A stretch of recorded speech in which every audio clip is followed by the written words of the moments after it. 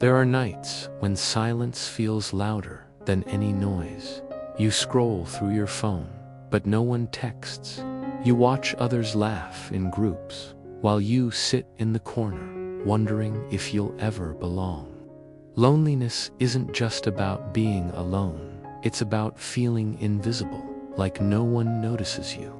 This is the story of Ethan Miller, a young man from London who spent years trapped in his own shadow, believing he wasn't good enough for anyone.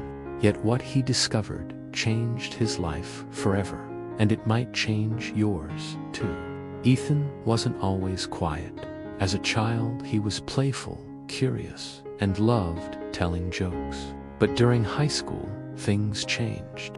He was mocked for being too skinny, for wearing simple clothes, for not being cool enough. Little by little, Ethan stopped speaking up.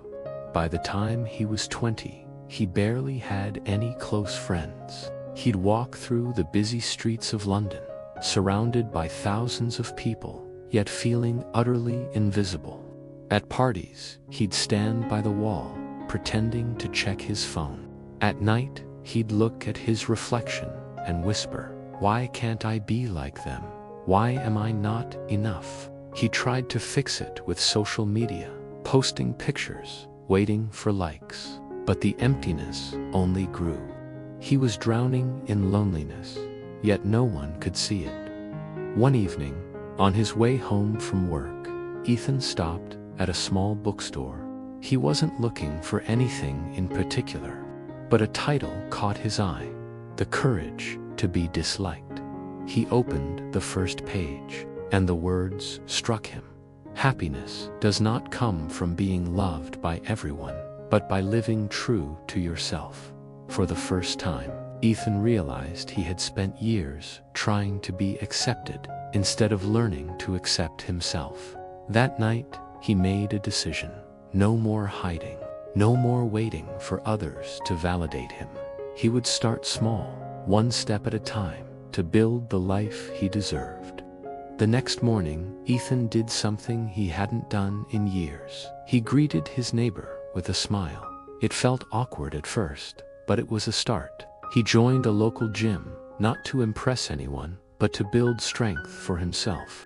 At first, he could barely lift the weights, but each week, he grew stronger, not just in body, but in confidence.